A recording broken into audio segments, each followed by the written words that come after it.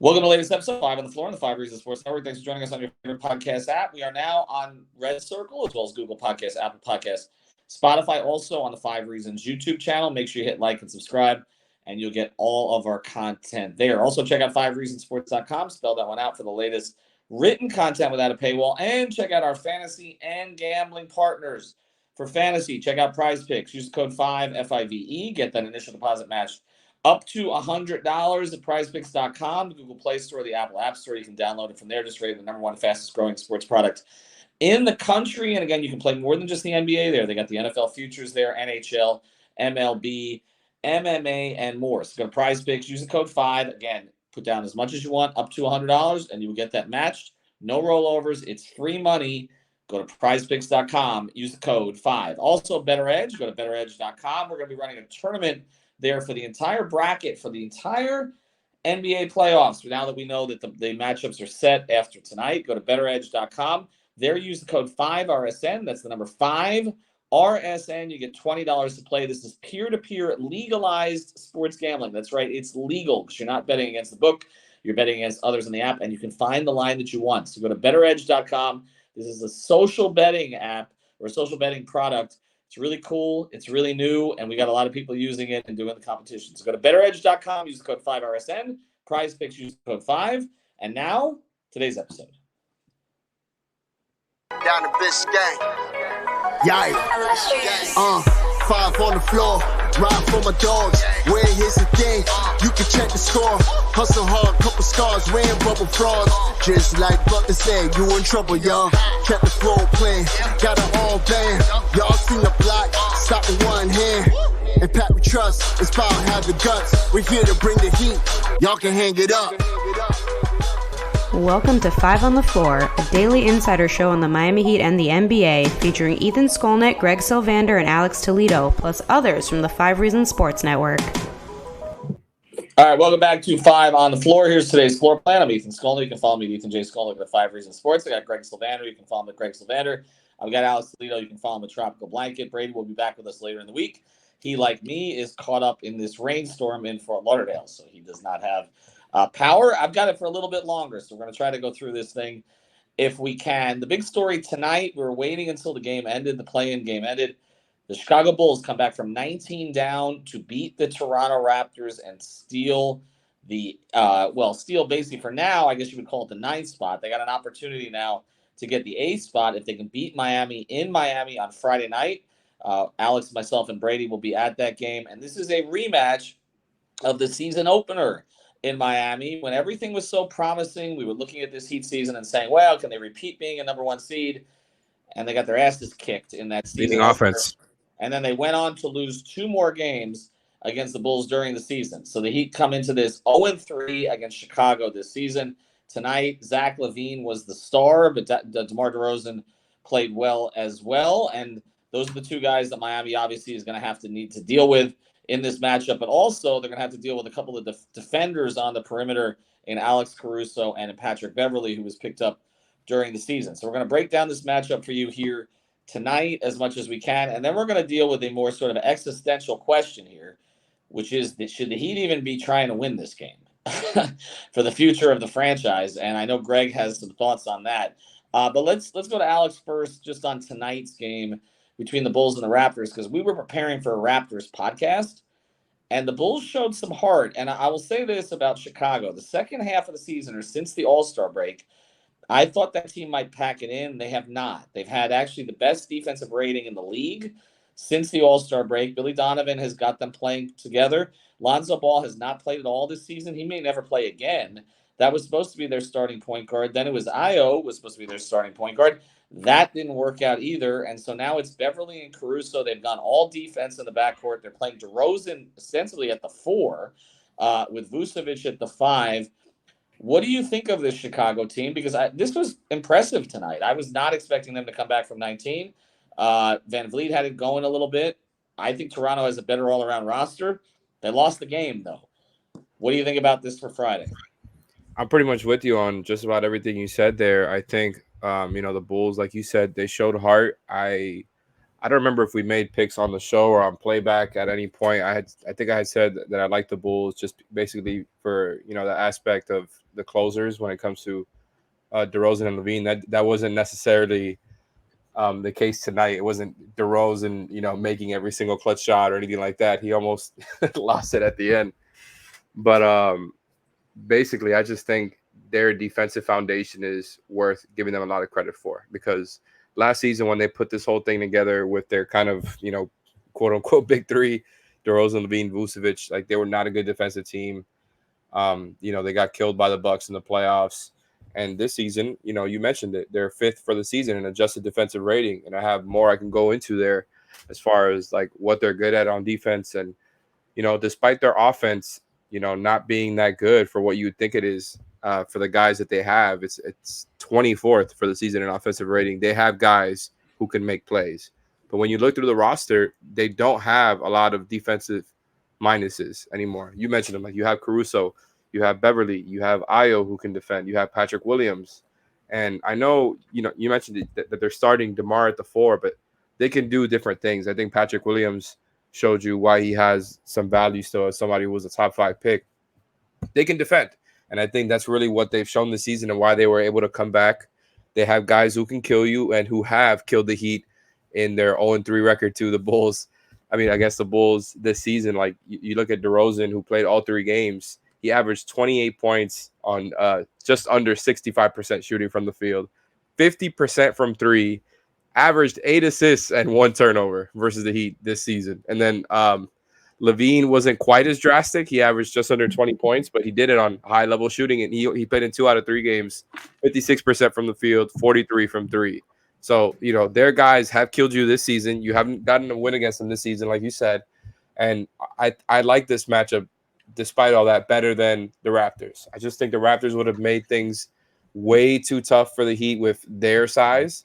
And this is not to disrespect any of the Bulls, like defenders. I just think the size stuff makes such a big difference for this team. Like, I think that the Jimmy can actually go at a lot of their good defenders just because of, his physical, the physical aspect of his game and how he can create the body contact. I think this is a better matchup for him. Whereas the Raptors kind of have length and size at every position, and they weren't the better defense this season. But I think in a 1-game playoff series, it would have made it tougher on Jimmy and Bam. So all in all, I like the Bulls matchup, and that's just kind of getting into it. A little preview because there's more there. All right, so and we will touch on more of that. DeRozan was the guy against Miami this year. Yeah, I looked average at the 28 a game. Yeah, I looked at the 3 games, Greg. The first game was most representative because the Heat were healthy, or healthier than they were in the other 2. The other 2, it's kind of tougher to gauge because of who was in and out at that point. But the first game of the season, I mean, just remembering it, Miami looked like they had some control in the first half, and then the bottom just completely fell out, and it was very much foreboding for the rest of the season, actually. And it's funny because looking back at a lot of Heat seasons, like what they do in the first week kind of tells you a lot of times what they are. Mm-hmm. And we started to have a bad feeling about them after the season opener. And a lot of the things that are being said now about this team were being said. I remember as I got in my car to leave that night and I was looking at Twitter and everything else. And a lot of the same things were said then as they're said now about the Heat team, that they weren't physical enough. They didn't rebound enough. They didn't get enough from Bam. A lot of the stuff that we started to hear going forward, and Chicago kind of started that. I do want to get more into the matchup, but I want to ask you this question right off the top because you have gone a completely different direction than you usually go. Because your whole thing is you win. This is a championship organization, Heat culture, et cetera, et cetera. And you actually have been sort of echoing the sentiments of a lot of others on Heat Twitter that although they're not going to do it on purpose because they don't do that, the Heat are probably better off losing this game. Can you just go into a little more depth on that? Because coming from you, I think it surprises some people that you would head that direction. And we'll talk about whether they will lose this game or not, but your feelings on it. Yeah, so it's tough, right? Because I always want to root for them to win. And ultimately, as I watch them play, I'm going to root for them to play well and win. I'm not going to openly root for them to lose. That is absolutely counter intuitive to everything within the depths of my soul. But, and Alfredo Artiega of 3 yards per carry in our network, the best Miami Dolphins podcast on planet Earth, he summed it up great on Twitter, and I'm going to use his tweet as a jumping off point for the take here. Like, if they lose this game, I know that it sucks that they wouldn't go to the playoffs and they would miss a series against Milwaukee, and anything can happen in a 7-game series, but I feel like Milwaukee is deep. They have home court. They will be rested, and they are primed for a run that I don't think that is a really great matchup for Miami overall. And here's the big difference. Because of the Heat's record and the way that you get placed in order of the standings if you make the playoffs versus being in the lottery, you're talking the difference between potentially being the 20th pick in the draft or the 14th pick in the draft. So there's a 6-pick swing between them being a lottery team or making the playoffs as an 8th seed. And so to me, the fact that you would also have about a 2.4% chance of getting up into the top 4, to me, this is one of those rare moments where you need a shot in the arm to this group, and you don't know where you're going to get it from. You know you need big changes, I think, from a roster overhaul perspective other than Jimmy and Bam. What better way than to let the basketball gods shine down upon you and get up in the lottery? So for me, play hard, but it's not the worst thing if they lose. Now, and again, they're going to advocate playing hard. They're not going to Of course. And we know that. But I think we're just talking about this big picture. I will say this, and one of the reasons that it is surprising coming from you is because typically we talk about the basketball gods and karma and all that. And they did the right thing, say in 16, 17, was it, right? Where they went for it in the second half of the season. They continued with the run that took them to 30-11. They missed the playoffs by just one game. And they ended up drafting Bam Adebayo, who has turned out to well exceed his draft position in the sense, whatever you think of Bam and whether he's a superstar or not, he's no doubt a top 5 player in that draft. And they got him at 14, right? So now in one sense, we're saying, okay, you could pick 14th again in what is a very deep draft. Maybe you find another Bam type player. But the other way to look at it is, they did the Heat thing that year. They went for it. We've talked a lot about the conversations that were had about maybe you don't go for it, and then they got in that little winning streak, and they decided to just let it play out. And the basketball guards rewarded them with a very, very good player who they had scouted, who they found at 14. And maybe if they had picked higher, they might have taken somebody who did not end up working out. That could be Cason Wallace, the Kentucky guard this year, if they get the 14th pick. Correct. And again, you look at the times that they've actually gotten players higher, like the Justice Winslow, et cetera, didn't necessarily work out. So my overall thought is, I understand what you're talking about with the 6-pick difference. I'll just say this. One of the other reasons that Heat fans on Twitter today, and that's where I can't talk to every Heat fan on the street. Okay. So we're going to Twitter where there's a loud cacophony from a small group of people, and we tend to amplify it, right? Because we're on there all the time. But one of the things that was said on Twitter, and this I just want to shoot down, is this idea that you want the Heat to get eliminated now before the playoffs because you don't want them to push Milwaukee to say 6 games and have the front office think, oh, everything's fine and we're not going to do anything this offseason. I think the front office at this point is well aware of the limitations of this particular team. Okay, they're coming into the postseason, if they are going to the postseason, if you even consider this postseason, 23rd or 24th in the league in net rating. Okay, I don't think that they believe that they're a finished product in a championship contender. I think they believed that up until about 20 to 30 games into this season, when it was all about, if we can just get healthy and see what it is. But I think there's enough of a sample size now. There's a full year that this is just not working for a variety of reasons, and that changes do need to be made. And then it comes, what changes can you make? What can you make within the confines of their financial restrictions and a whole bunch of other things related to that, and their lack of overall assets, even though they do have, I think, more assets than people believe at this stage. So to me, it's not about losing to like wake up the front office. I think the front office knows.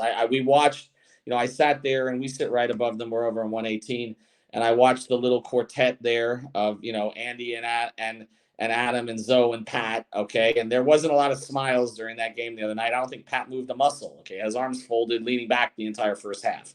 So I don't think that's the reason for it. I think this. Okay. I would like to see them compete Friday. I would like to see them compete. I don't care if they win or lose at this stage. And I'm not saying that as a fan. I'm saying it as an observer. They're not going to beat Milwaukee. We know that. That is not the type of team that gets upset in the first round because they're looking past people. They're not. Giannis is a champion at this stage. He knows what it takes. His legacy in large degree is on the line again. He's going to get passed over for MVP, although you can, in part because of fatigue and also because Embiid and Jokic have had excellent seasons. But I think most reasonable people who watch the game know he's the best two-way player in the game still. And he's the one, unlike Durant, who stays healthy most of the time. So he has a lot, I think, to prove at this stage again, but he also knows how to get there and to win. The Heat are not beating them like they beat them 3 years ago. They don't have the pieces to do it. I don't think they have the heart and hunger to do it this time around. So we know this is doomed. Okay. Against Boston, I wasn't quite sure it was doomed. I thought they had a puncher's chance with Jimmy. Jimmy doesn't play as well against Milwaukee as he does against Boston, and he's the guy that you need to play well more than anybody else. Okay. So for all those reasons, like I don't really them winning, them losing on Friday, we get an extra week and a half of content. Terrific. But Heat fans know where this is going, so it's not about that. I just want to see them compete. I watched Toronto and Chicago tonight, and even though Toronto didn't win, they competed. Chicago competed. Minnesota and the Lakers didn't play well the other night, last night, but they competed. The one team that did not look to me like they competed in the entire damn play-in so far, and I'm gonna watch OKC, New Orleans when that is Miami, and that was embarrassing. It was embarrassing on their home floor to give up 22 offensive rebounds. They gave up 17 offensive rebounds on threes. Okay, I want to see them compete, and if they lose, they lose, and then they move up 6 picks in the draft. And here's another thing: as I get Capella PTSD flashbacks from that game, Vooch averaged 13 rebounds a game against Miami this year, and he is also the type of player that will do that Capella stuff where he can gobble up 20 boards in a game. Like he has the propensity to do that kind of thing. So I'm a little leery of that matchup as well. So as we look ahead, they better bring energy and effort because it's not going to be enough to just expect that the ball is going to bounce in your direction. All right, so let's pivot back to the game here in a second. I do want to mention a sponsor, and we'll get back into it because I do want to get into Vucevic specifically and also what you do with DeRozan. And I know Alex is in favor of a starting lineup change, and so am I, particularly in this matchup. And Caleb Martin needs to start. That's where I'm at with it. We're gonna talk about that more in a second. I do want to mention another great sponsor of the 5 Reasons Sports Network and a 5 on the Floor. It's Water Cleanup of Florida. You can reach out to that great team. There you can find them at WCUFL.com, WCUFL.com. I mean, some of you may need this after tonight. Brady's house is getting flooded right now, so maybe Brady wants to reach out. Water Cleanup of Florida. You can find them at WCUFL.com. I don't want to wish that on Brady. I'm sorry. But look, this happens down here in South Florida. Houses get flooded all the time here. And again, you got different kinds of leaks, mold, etc. Reach out to them. They do a great job. And if they can't do their job, and I can speak to this, can't do the job on something, and I can speak this from experience, they will tell you. Michael Robert and their team, go to WCUFL.com, 24-hour emergency service, and they'll handle jobs all the way from here. I mean, they go out to Fort Myers. They go down to the Keys. They're based in Boca Raton, so it's this entire area, South Florida, even Southwest Florida. WCUFL.com. If you've got the schmutz, they got the guts. All right, so we're going to make our picks at the end, and we'll see if we have the guts. And I guess the fact is that I think all of us kind of feel the same way, that if they lose, they lose. So I don't know that it even takes guts to go one way or the other. But, Alex, if they're going to start Beverly, Caruso, LaVine, not Patrick Williams, but obviously DeRozan and Vucevic, I mean, to me, you can plug Caleb Martin back in this starting lineup, and it gives you an extra defender against against LaVine and against DeRozan, so that burden's not on Jimmy. And also, we haven't talked about this a lot, but Gabe Vincent left the game, late. I don't know if Gabe's going to be healthy enough to start on Friday. We'll get more word on that. But Kyle Lowry's coming off the game of his Heat life, so isn't this the time to put Lowry and Martin back in the starting lineup like they were for that very first game against Chicago in the season opener? I think so, and it's really full circle, like you said. Just they're playing for their season against a team that they lost to in disappointing fashion, and perhaps with the same starting lineup after this whole rigmarole all season, this whole roller coaster of figuring out the rotation and figuring out the bench, and we thought that they figured something out at the end. But to be honest, I said before all of this started, I wanted them to go back to Caleb, and I thought it was going to happen. I was wrong about that. But I think at this point, it's literally a do or die situation. You play your best players, right? And especially if, the Gabe thing, if he's not feeling 100%, that makes it, I think, a little bit easier for you to just kind of throw Kyle in there. I think now is the time to do that. I think you can't mess around, especially if they're going to continue to switch, which I think that led to a lot of the rebound stuff that happened last game. The good thing that you can take away from, I think, this Bull stuff. And by the way, the Vucevic point you made, Leif, was very, very relevant. He has killed the Heat, historically, whether as a Magic player, as a Bulls player, on the boards. He can get buckets against any one of those small guys that you're going to switch onto him. So I think I'm a little bit wary about what that switching is going to look like, because the Bulls as a team, where they differ from the Hawks, because there are a lot of similarities as I was looking into them, where they differ from the Hawks is, as a team, they had the third lowest offensive rebound percentage. So Vucevic himself is very good at that and probably will have a big rebound night if they continue to do what they did last night. But as a team, they're not very good at that. So you can take some solace in that, Heat fans. Other than that, I just think you need Caleb out there, as you said, to help on the DeRozan and LaVine stuff. You cannot let those guys get going. And I think Caleb has been your fourth best player all season. Kyle might be their third best right now. But seriously, I think you just play your best players the most minutes you can. You maybe shuffle in some Gabe and Max. I don't know if you shuffle in Kevin Love anymore after the stint that he had last night. Maybe against the Bulls. Maybe. I don't know. I think Zeller's more likely. Zeller's probably the more conservative and likely choice, just to, not mess up the defense too much, because, man, he looked slow. He looked just as slow as ever defensively there. So I think now is the perfect time to do it. I think they should not be messing around anymore, worrying about the rotation, and play your best players. That's what it's come down to. And, the Bulls, there's some similarities, man. Like I said with the Hawks, they take the third most shots in the mid-range and they make it at the sixth highest efficiency. The Hawks were also really, really good there. Similar with the Hawks, where they both don't take many threes. Like the Bulls take the second fewest threes, make it at the 16th highest efficiency, and they're about middle of the pack more or less at the rim.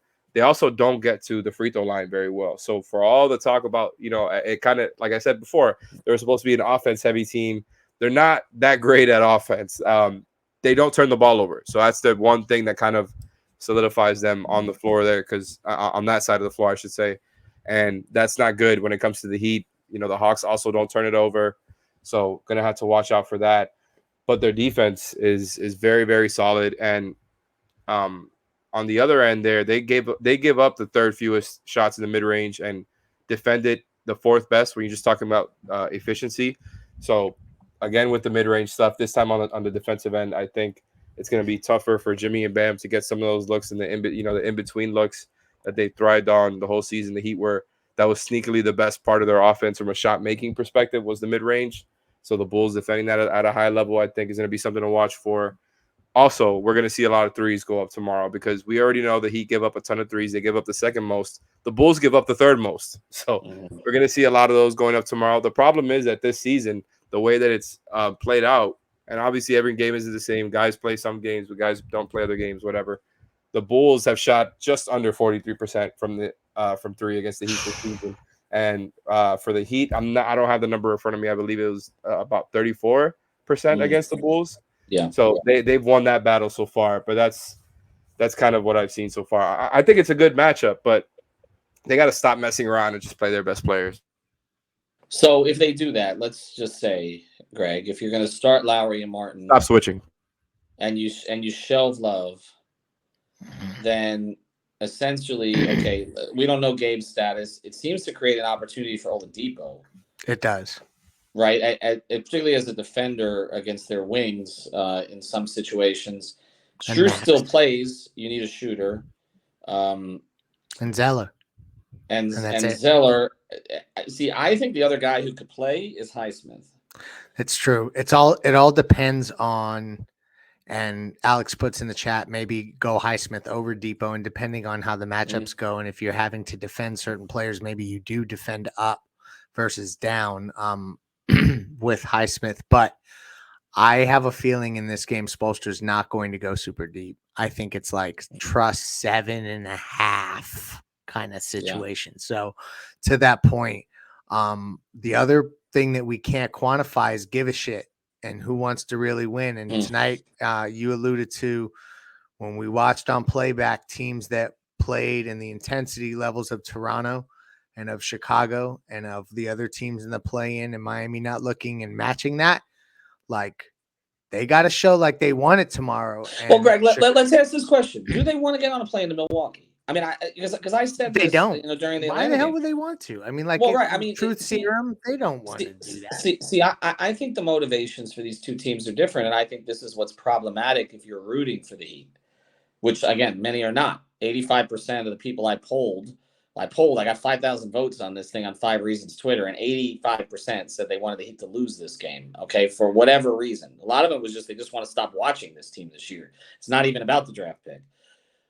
But if you're Chicago, you've kind of salvaged your season a little bit, right? Like, you were in a 1 seed last year. You were at certain points of the year last year. But you kind of salvaged it. Like, everybody giving up that team for dead. You finish in the 10 spot. You make a move to get Beverly. Beverly's been better than what the Heat added during the season. He's been better for them than Kevin Love's been for Miami overall, even though Love's had a couple of pretty good games. And now you've won a game on the road in the play-in, and you can go home and fly home and play your neighboring rival in Milwaukee and give them a competitive 5 or 6 games. And at least you carved out an identity here. Billy Donovan's probably saved his job, although I don't think Billy should have been fired anyway. And you kind of pivot from there, and LaVine kind of salvaged a situation which very early in the year, the Chicago media was all over him for was he worth the contract and all that. Well, he just played a huge game in an elimination situation. Chicago's playing with house money to a large degree at this point, and again, they're flying back to the Midwest anyway. Might as well play Milwaukee. Miami, on the other hand, came into this season as a 1 seed. They look like they don't really want to play anymore. They look like they don't really want to play with each other anymore, for sure. And it's like the whole idea of, okay, you're gonna get up to win this game on Friday night, have a quick practice or a film session on Saturday, get on a plane for an was it a 5:30 game on Sunday in Milwaukee? You're right. I think the give a shit factor is the biggest factor in this game. Like, I don't know if they will or not. I think Jimmy will. I talked to somebody in Jimmy's camp today who said Jimmy's not going to tolerate not making the playoffs. Okay, but I didn't think Jimmy was going to tolerate losing on his home floor to the Atlanta Hawks, and he came out and played his least efficient game since the All-Star break. So many missed bunnies between him and Ben. Right. So and the intensity from him was okay, but it wasn't at the level that we expected from quote-unquote playoff Jimmy. And now Bam's had to hear it now for by the time this game starts on Friday, it'll be, 72 hours or more that he's had to hear about all of his shortcomings and back to the old Bam and all the rest of this stuff. I don't know where they're going to be, Greg. I just don't. That's why I'm worried. I have a feeling that it's not going to go well, and I think that it has a lot to do with things that transcend X's and O's. And I'll just say this, like, Chicago's in a position where they can go and play Milwaukee, and if they push them or even show flashes, they can then sell themselves on a soft reset around the guys that they have, and they feel like that they are learning more about who they have in that Milwaukee series.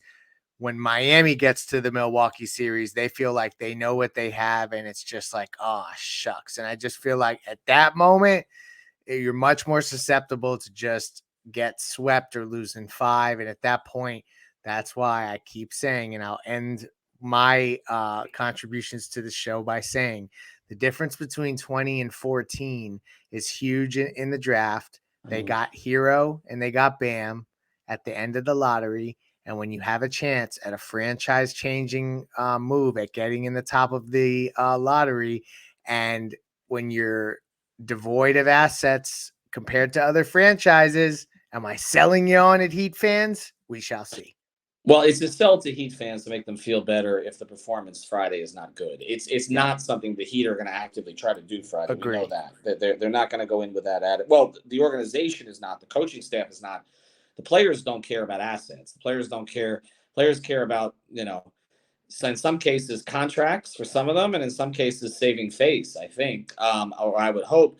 But Alex, as someone who's been in that building now with me for the last, 3 years, right? It's a Friday night in Miami, okay? I went on StubHub today just to take a look. You can get into that damn thing for $7 on Friday night, okay? I mean, upper level, you're going to be sitting up there, with the birds, but 7 p.m. There's no motivation for Heat fans to go to this thing. They're just you're right, exactly, and it's a 7 p.m. game on a Friday night. Everybody's going to be late. And I just can envision a scenario. We saw how Chicago took them out of their game there a couple times at home. I can envision a scenario where, they're shooting poorly. They're down 24-11 early on before anybody's in their damn seat. And then the energy in that building, what happened last night. Well, right. But the energy, at least though, look, there was an expectation they were going to win that game against the Hawks. And so I think Heat fans are like, it's Atlanta. They'll give up a run at some point. We've seen this story before. Look, we saw Trae Young declare it over a couple of years ago in that building, and then the Heat went on a 22-2 run. But the Chicago thing, they keep losing to Chicago. Okay, DeRozan continues to play well against them. I think that the building matters on Friday night too. There just might not be a good vibe in there. They have to get off to a good start. That's one of the other reasons why I agree with you. I would put the lineup on the floor that they think has the best chance to start fast. And Jimmy even said the other day, we haven't started very well. This has been a consistent problem for us. I don't think he's calling out specific players because we know he loves Max, but I think you got to start Caleb and Kyle. You have to hope you get off to a good start, and then you hold on for dear life. That's kind of where it's at. I'm 100% with you. And like you said, it is what happened in the Hawks game. But like you said, there was expectation that they were going to beat the Hawks. Now everybody's just kind of down on the team. The game starts earlier. We're having a terrible week of weather in South Florida. If that's continuing, I'm not a weatherman, so I haven't looked at Thursday's weather report right now. But if that continues through Thursday and it's just an awful day of flooding, I think it's going to be even less people in there. So I'm 100% with you. They need to start the game off right because we've already seen it. They cannot be a team to try to put themselves in deficits to try to come back down from. That is where they lose. That is where and how they've lost this season is from the inconsistent effort, or if maybe they start a game off well, but then a couple of quarters their effort is off. So I think the starting is extra important though because of the factors we're talking about here, and I really just could not agree more with you guys are talking about the give a shit factor. I wish there was a way to quantify that because I feel like the Heat would be in the bottom 10 in the league this season if give a shit factor was a real stat. So yeah, I'm with you there. I think the Heat can win this game, and I don't know if you're going to ask for predictions. I think they will win this game. But again, this is what I said before the Hawks game. I wouldn't be surprised if they lost. I think now, since it's a do or die situation, you're going to see the effort I think ramped up even more. And that's just kind of where I'm at. If they lose, they lose. I think I would rather see them go up against the Bucks just because I want to elongate this season. And I said on Hangover Time, I'm dreading doing offseason and transaction content already. Oh, come on. It's too soon. It's too soon for all that stuff. I'm not looking forward to it. And I want to cover another playoff series. So I hope they win for our sake. Wouldn't be surprised if they didn't, though. I think they're going to lose.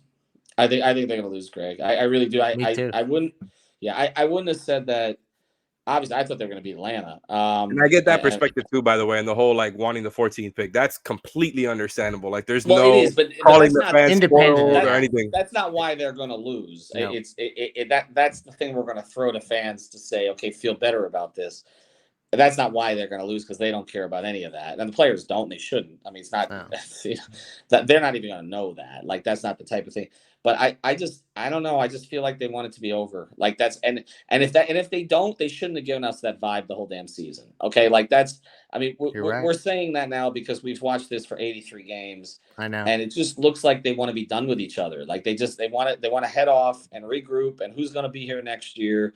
And is the front office going to make some changes? The only thing that makes me the only thing that makes me hesitate at all about any of this is that Jimmy Butler, since he left Chicago, has put up better numbers against Chicago than any other team in the NBA. He's his highest scoring average. He's been incredibly efficient against the Bulls, no matter who they've had. He's played well, typically against the Bulls, especially in that building up there where he used to play, as his home building, but just in general. But people are saying Jimmy's not going to let him not go to a playoff series. You know what? Jimmy was stupidly locked in a couple of years ago. There's certain times where it's just, and all the shots they missed the other night, Ethan. Right. It's like you don't expect to miss those. If that's the kind of mindset that they're in, they're mistake prone. And the two things here, and I have to sneak this in, like mistakes, like turnovers and missed threes. Those are the types of things that suck the air out of the building. And so they just have to watch for those things. It's killer. Well, you have to start. By the way, the Bulls are the 8th best at forcing turnovers. So, well, and that's another reason why I would start Kyle. And it's crazy how the season's come around full circle, because I was advocating for him really not even to play for them anymore this season. At a certain point, all of us have had, not just the Heat have had a bad year, but sometimes we've projected things wrong here. But they're at the stage right now that you need, like you said, he's going to play 7.5. That's, even if you look the other night, if you look at the minute counts, he did play 10, but he really played like 7.5. I mean, that's what he's going to do this time around. He's going to push Bam and Jimmy's minutes as he should. He's going to push Tyler's minutes as he should. And I think that in a certain degree, if we want to talk about this being anything of a referendum going forward, I think he's going to throw his 3 guys out there, and Kyle to a certain degree, but we know that obviously if they can move him this offseason, they will. He's going to throw his 3 guys out there and see if they sink or swim together. Can they actually figure this thing out and win a game? Agreed. Okay? Because it just does not look right. And we've talked about Bam and Jimmy being a zero-sum game here. I just, and then the Tyler move to the starting lineup, which I think was the right move. I would do it again. He deserved it. But that created some I would say some playing friction. I'm not going to say some locker room friction, but some play. I just think he's going to throw the 3 of them out there and see what they've got. I think they're gonna get beat though. I do, and I don't even know it's gonna be Vucevic, because honestly, Vucevic has not been the same player in Chicago that he was in Orlando. He hasn't been the same player post-COVID. He hasn't been the same player in terms of the style that he plays. He's out on the perimeter more often now. That's not what gets me. What gets me is, I was kind of watching DeRozan tonight to see if he would become defrozen, as he tends to be in some of these games. I thought he was good tonight. If they get that same, and he's been very good against Miami. You mentioned the lack of turnovers. To be honest, he's kind of played like Jimmy against Miami. He's the most similar player to Jimmy offensively, I think, in the league. In a lot of ways, he was the most similar player to Dwayne for a while before the athleticism went down. Dwayne used to make that comp when we would talk to him about it. And I think he's in a good groove right now. LaVine, took a step with his performance tonight. And Caruso and Beverly are going to drive them nuts. And look, if you really don't want to be there, if you really don't want to play this game, those are the last 2 guys you want to see, because they're going to annoy the F out of you, okay? And so they're going to ball pressure. They're going to make it very uncomfortable for them to get into their sets. And that's what they've done to a lot of different teams, because DeRozan is not a great defender. LaVine is not a great defender. Vucevic is not a great defender. And yet they've been the number 1 team in defense since the All-Star break, in large part because of the way that their guards get after it. And I think the Heat are going to have problems with that. I think they're going to have trouble getting into offense. I do think they're going to commit turnovers. I don't think they're going to shoot well. And with all that being said, they'll probably win by 35, because I'm saying all that. All right, check out our sponsors, Water Cleanup of Florida, WCUFL.com, Better Edge, use code 5RSN. Get your $20 to play, and then also Prize Picks. Use the code 5. We will be on playback on Friday. I am thinking we do a BAM pod tomorrow. We'll do something. We have to address what's out there right now, and there obviously was a lot.